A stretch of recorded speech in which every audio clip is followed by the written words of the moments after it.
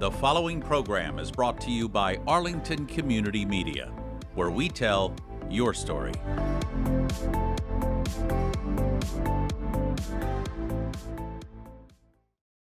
This is ACMi News, recognized nationwide as the first place winner of the 2023 Hometown Media Award for News Access. An Arlington woman talks to ACMi News about her relative in Gaza, who gives aid to Palestinian children. But now that the brutal war has been ramped up, the most vulnerable in Gaza tragically have nowhere to turn. A beautifully sunny, crisp fall day served as the perfect backdrop to Arlington's annual salute to all U.S. veterans. And on this Veterans Day, residents got to meet the town's new Veteran Services Director. You'll meet Colonel Philip McGovern next. And as the holidays fast approach, Town Hall and the Community Center were your places for one-stop shopping. The 25th annual Arlington Open Studios attracted thousands of art lovers and shoppers alike. ACMi News starts right now. From McLennan Park to Spy Pond, from Poets Corner to the Mystic River, we have Arlington covered, giving you stories that count from people who care. Reliable, trustworthy, dependable. This is the nationwide award-winning ACMi News. It has now been 6 weeks since Hamas terrorists brutally attacked innocent civilians in Israel, and the horrors of the fighting on both sides that has occurred since is terrifying beyond measure. Hello, I'm Ben Lau. And I'm Summer Maxwell, glad you could join us. More than 1 million Palestinian children are caught in the crossfire in this bloody conflict with nowhere to go. The battlefield in this war may be 5,500 miles from Arlington, but it's already taken its toll right here in town. It's a story that begins with an extraordinarily gifted woman with a passion for helping children who are facing monumental challenges, even in peacetime. Here's ACMi News Director Jeff Barnes with the story. No doubt the horrific events in Israel and Gaza in the last month have taken its toll worldwide, including right here in Arlington. 71-year-old Ramona Okamura is a humanitarian worker who has dedicated her life to designing and building prosthetic limbs for children. She volunteered as part of the Palestinian Children's Relief Fund in Gaza on October the 7th, the day Hamas attacked Israel. The U.S. State Department urged all Americans in that war-torn region to head to the Rafah border in southern Gaza to the relative safety of Egypt. And just days ago, Ramona was able to finally cross the border safely, not easy, and is back home in the Pacific Northwest. But others, including roughly 500 Americans and more than 1 million Palestinian children, are not so lucky. While in Gaza, Ramona recorded an audio diary of the hardships innocent civilians, including children, are experiencing every day. She also recorded the constant bombardment of residential communities in Gaza, day and night. This story came to our attention by way of Ramona's niece, Leah Okamura, who teaches biological science at Wellesley College. Leah lives right here in Arlington and was gracious enough to share her family story with us.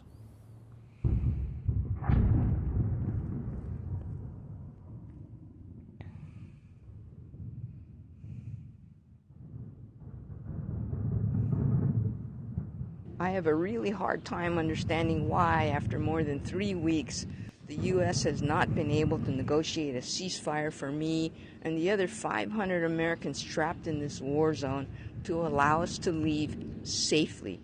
Ramona Okamura is my aunt. She's a resident of Seattle, Washington, and she's a humanitarian aid worker with the Palestine Children's Relief Fund.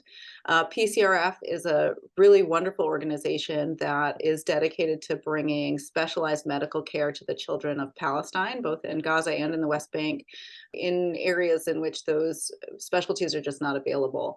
My aunt works particularly in prosthetics. So she had worked for decades at the University of Washington, building prostheses for children amputees. It's a really specialized skill that she has to be able to build these prostheses from the limited materials that are able to get across the blockade. And so, as you can imagine, in Gaza, it's hard to get the modern materials and technology that we have available to us here in the States. So she's really a unique, amazing person to be able to bring her skills and her education there. We sleep in the cars. There's nowhere for the children. Everyone sleeps in their cars. Egypt has allowed several hundred people to leave Gaza via the Rafah border crossing. but most Gazans are trapped. I am in Rafah waiting for the border to open. After more than 3 weeks of thousands of explosions in Rafah, I can't believe the State Department's advice is to wait in Rafah near the border while all the bombs, missiles, and shells from the sea are hitting everywhere in Rafah. And yet they say they're carefully monitoring the situation here. What's with that? And so it wasn't until last week, I think it was November 1st, that she actually got across the border. We had been notified through her aid group late on Tuesday night that she was on a list of Americans who had been approved to come through the crossing. Actually, it was only 5 Americans, I think, who crossed in that first day. So she evacuated with a group of aid workers and was able to finally leave. But it had become a very dangerous situation. With explosions happening around her all the time. She sent us audio recordings of explosions going on.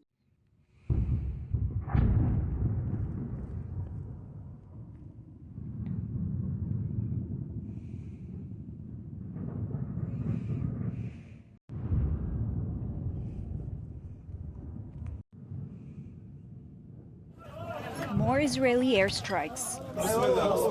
More bodies pulled from under rubble.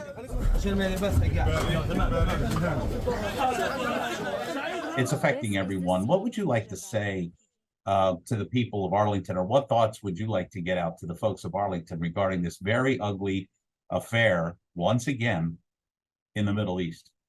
Yeah, I mean, it's an incredibly complex situation with such high emotions on all sides. And I think that one thing that I really wish that people would remember is that 1 million children in Gaza are not the enemy.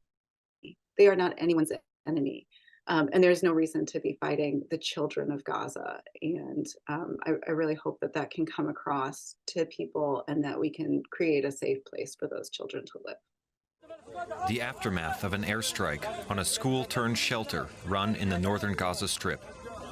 Officials from the Hamas-run health ministry say at least 20 people were killed in the attack. Children under 10 were cut into pieces. Where are the Arabs? Where is the Muslim nation? Where is the spirit of Islam? Dead children were falling before our eyes. What did we do? Gaza will have no food after a few days for the 2.3 million people trapped here with me, almost half of whom are children. Please tell the U.S. to broker a ceasefire to stop this massacre of children. What we would like to see happen is for the killing to stop on all sides and for people to have access, especially for children to have access to basic needs and a safe place to live. We want medicine, food, and education, and we want to live as the other children live. A friend told me that the more than 3,000 innocent dead Palestinian children are in a place where they no longer suffer. How many more children will find their only peace by dying?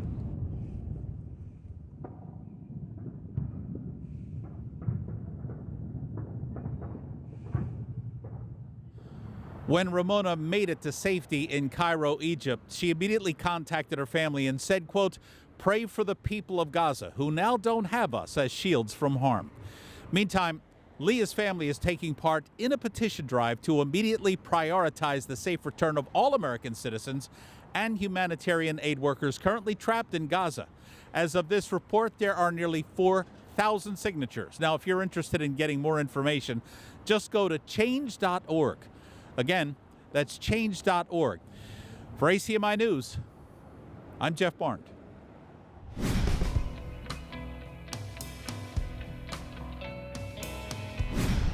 It was a beautiful sunny fall Saturday this November 11th, the perfect setting to honor our veterans on this Veterans Day 2023.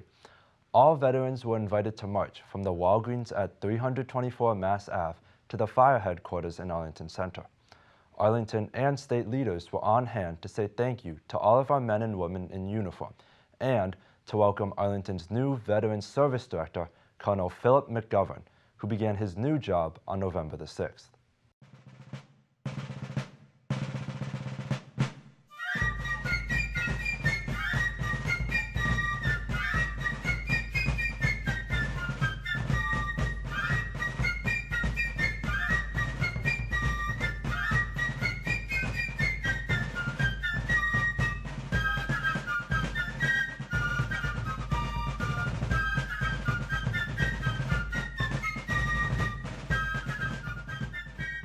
it's important to keep living memory alive. And obviously, of past times, as people pass on, that living memory goes. So if we keep it alive, we can maybe make better choices for how to resolve differences and avoid conflicts, or where conflicts come about, to prevent them from being resolved violently. And then that's why it's important to remember the veterans, and also to remember to always be there, supportive in every way possible, with healing those wounds over our entire lifetimes. Veterans Day coincides with other holidays, including Armistice Day and Remembrance Day, which are commemorated in other countries that mark the anniversary of the end of World War I. Major hostilities of the so-called War to End All Wars were formally ended at the 11th hour of the 11th day of the 11th month of 1918, when the armistice with Germany went into effect. At the urging of major U.S. veterans organizations, Armistice Day was renamed Veterans Day in 1954 to honor all U.S. veterans who swore an oath to support and defend the Constitution of the United States against all enemies, foreign and domestic.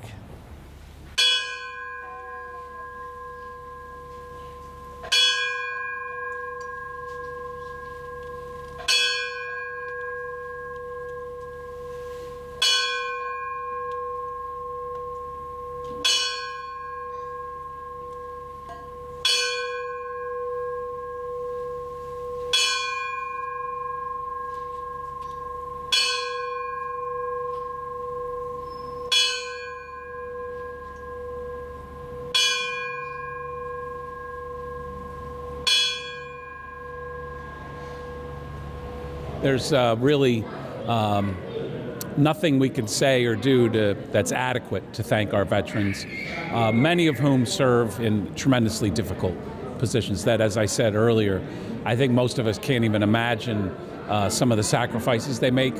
I'm proud and pleased that in Massachusetts we have one of the best services for veterans. I read a national ranking of terms of what states do to help their veterans, and Massachusetts is at or near the top.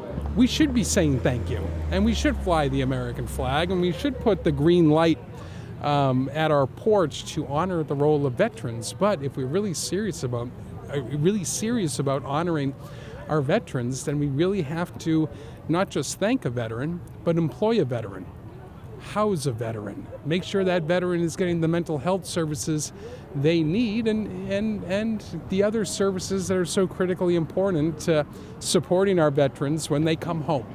So that's what today was really all about, and we heard many people speak. It was really a pleasure to be a part of this occasion, as it is every Veterans and Memorial Day, but it gives us a chance, and incumbent upon all of us, to come together and really build that foundation, and how each of us across this town and across our state and country can do a better job in supporting our men and women in uniform.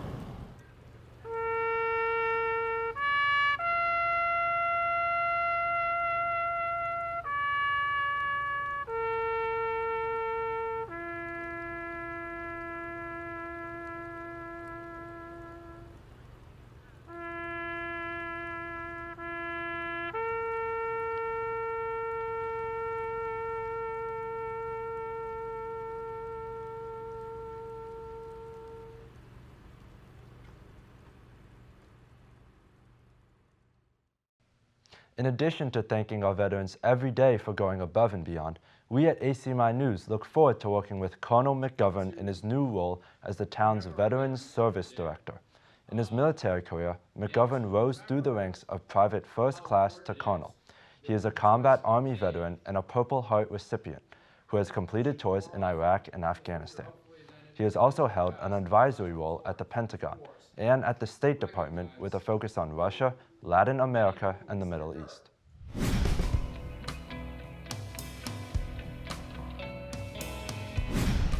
Town leaders say the largest and most complex of the 4 phases of the ongoing reconstruction of Arlington High School, Phase 2, was substantially complete as of Wednesday, November the 8th.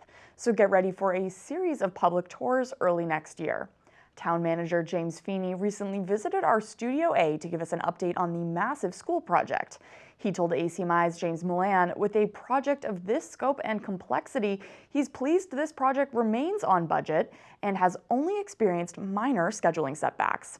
This unveiling came just hours after the town voted for a $7 million override in this month's special election. Tell us about Phase 2.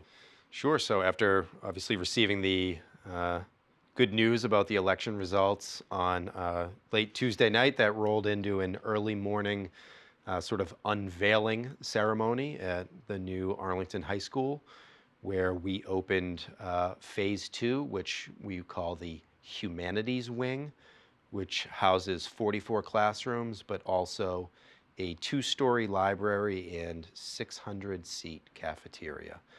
And what a remarkable portion of the building. You know, for those folks who have been in there are familiar with coming in the front door and then being in the lobby and then having to go either, sort of right or left. But the hallmark design of this building is having this sort of central spine that connects all of the different wings, but is really activating the space. And now you have this just magnificent and overwhelming experience when you can come in the front and you have access to that portion of the building and you overlook the cafeteria, and there's just this, it's a really outstanding design. In watching the students get to enjoy it and hang out in the various spaces for the first time was really quite moving. So that was a wonderful event. The high school chorus and band were on hand to help celebrate.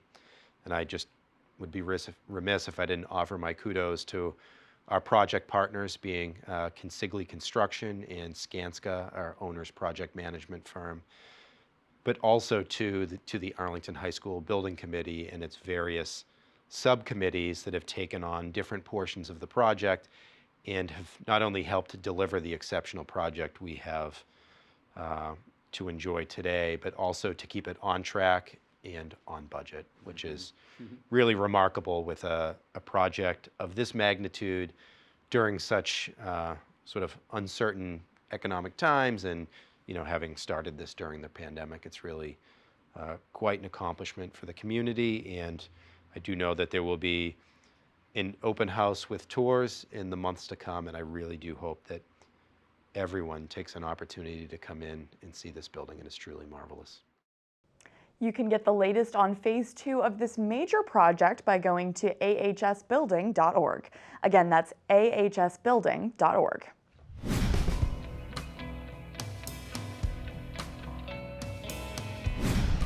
Arlington's town manager, James Feeney, has announced this week that Michael Cunningham is now the new town council. Mr. Cunningham began his new role on Monday, November 13th. The town council serves as the chief legal officer of the town, prosecutes and defends all litigation, and provides legal representation and advice to town leaders and commissions. Prior to this new position, Michael Cunningham served as Arlington's deputy town council, where he performed several duties, including legal advice and ethics training, preparing warrant articles for town meeting, and reviewing legal contracts. He has over 20 years of experience working as an attorney and holds a Bachelor's of Arts in History from the College of the Holy Cross and a Juris Doctorate from Seton Hall University School of Law. Michael Cunningham is taking over for Doug Heim, who left Arlington last month for his hometown of Andover to serve as town council there. If you've seen some members of Arlington's police department looking a tad scruffy, it's because once again they're taking part in No Shave November in support of Dan Kelly Foundation. This is now the 5th consecutive year officers have supported the fight against cancer by raising awareness and funds for the foundation. Through this campaign, members of the department may forgo the razors and Barbasol shaving cream in November by donating or raising $100. Like this trio of scruffy yet distinguished-looking gentlemen in blue. And all funds raised will go toward the Dan Kelly Foundation. The foundation was established in honor of retired Arlington Police Lieutenant Dan Kelly, who fought cancer for several years. He passed away at the age of 58 in May of last year. This year, Arlington's Men and Women in Blue have set a fundraising goal of $5,000. It's an opportunity for the officers to grow out a little facial hair, and in the same time they make a donation, and we try to pick a cause each year, and we've done some good work over the past, and hoping this year will be another good year for that. And this is something that's very near and dear to your heart. This is really about Lieutenant Kelly and trying to help those who need a little boost. Yeah, this is this year the donation will go to the Dan Kelly Foundation. And for those who don't know, Dan was a lieutenant here at the police department, a long-term resident and coach and mentor in the community. He was a great guy, great sense of humor, hardworking guy, and always found time to talk to a kid and do the right thing. So the foundation has been set up in Dan's memory to give kids the ability to participate in sports that they might not have. You know what I mean? Danny saw the good that kids have when they play team sports and they get to know other kids and working all in the same direction. He was that kind of guy. He was a great guy. We miss him, and we're glad that this year's donation is to the DK4 Fund. Now, you have a goal of $5,000, but you don't have to be a police officer in order to give. Plus, we don't have to stop at $5,000, do we? That's right. So if you want to give, you could give directly to the foundation. It's called the Dan Kelly Foundation, or DK4, they like to call it. Or you can contact the police department. We'll guide you in how to make a donation through us. Why aren't you participating? You're clean shaven. What's going on? Jeff, I participate, but I just can't. I just can't grow. It would take me a decade to grow a beard, but that's okay. That's yeah, exactly. Join the club. Exactly. You don't have to be a police officer to donate. If you'd like to add to this fundraiser for a great cause, all you have to do is go to this website, dankellyfoundation.org/donate. Again, that's dankellyfoundation.org/donate.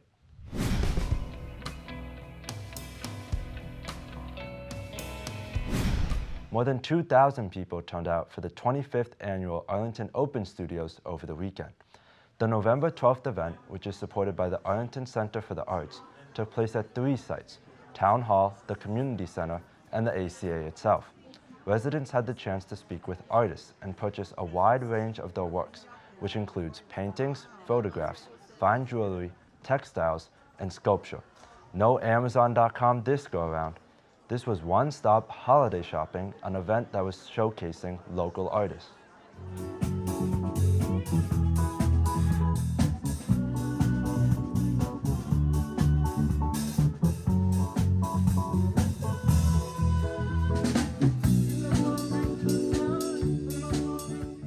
We have nearly 80 artists, I like to say, just shy of 80 artists, and we are expecting about 2,000 folks with us today. It's a Sunday, so it's a little bit different, but it seems like everyone's been in the know. Nobody showed up yesterday. That's the good news. So everyone's coming today. We do this event because it's part of our mission to build community through the arts, and it gives us an opportunity to introduce artists to community members and community members to artists, and to support artists, because this is a great opportunity for them not only to show their work but to sell their work. And it's a great day. This is our 25th year of doing this. It's our 25th anniversary. Because as an artist, many times you're by yourself at home or in your studio, and you're not interacting with other artists. It's always nice to have an opportunity to get together with others and to say, oh, there are more of us. Well, the more the merrier. Just like in the restaurant scene, the various styles of art, even if it's in the same genre, really brings people to visit everyone else, gets new ideas that perhaps they've never seen before, and we also get to meet each other, which is a really nice network to have for future shows and just camaraderie. Shop local. It really is. All of us, I think, are independent artists, and shopping local, word of mouth, brings other customers throughout the year, but holiday time is perfect. This is right before Thanksgiving. A lot of people are traveling, pick up their presents prior to travel, and could bring them, even if they're not going to be in town for the holidays with their family and friends. This is the official kickoff to the holiday shopping season.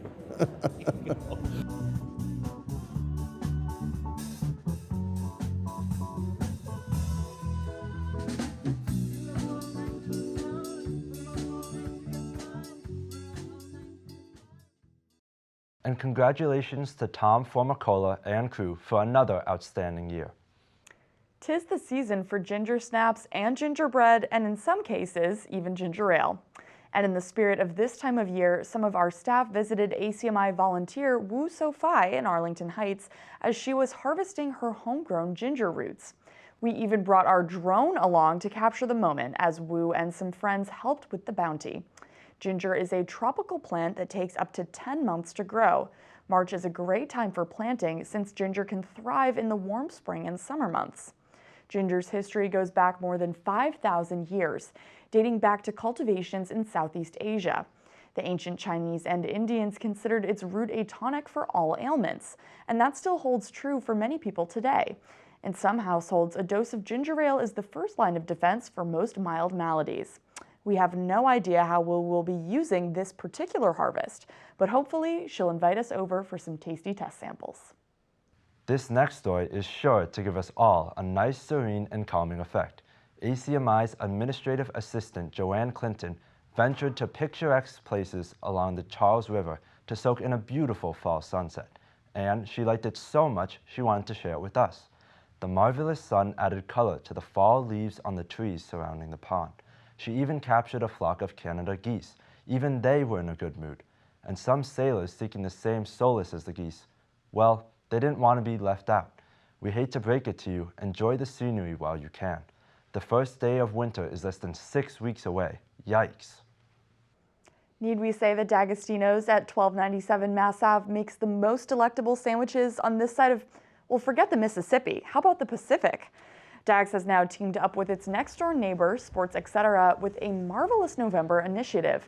Dags and Sports Etc. are bringing Arlington Police and Fire Service members Thanks for Giving sandwiches, featuring fresh turkey, stuffing, gravy, and cranberry mayo. Proceeds from this outstanding edible go directly to supporting our local first responders. Sports Etc. at 1303 Mass Ave has also generously donated meals to the police and fire departments in this week leading up to Thanksgiving Day. It's the season for giving thanks, and we are all thankful for our police, first responders, Sports Etc., and of course, D'Agostino's. A very happy and healthy Thanksgiving holiday to all. That'll do it for this week's edition of ACMi News. I'm Ben Lau. And I'm Summer Maxwell. Thanks as always for joining us. If you want to see how we put together the newscast here in Arlington, stop by and pay us a visit right here at 85 Park Ave on Thursday afternoons between 3 and 5 p.m. And if you have any news tips for us, stay tuned. In just a few seconds, you'll find out how to contact us. And we hope to see you back here next week. Take care, everybody. You can always check out our latest segments and newscasts on the web at acmi.tv/news. And don't forget to like us on Facebook and follow us on Twitter and Instagram at ACMi News. Make sure to subscribe to our YouTube channel as well. You'll find us at youtube.com/ACMi News. If you have any news tips for us or wish to become a citizen journalist, we'd love to hear from you. Email us at news@acmi.tv or stop by ACMI Studio A at 85 Park Avenue.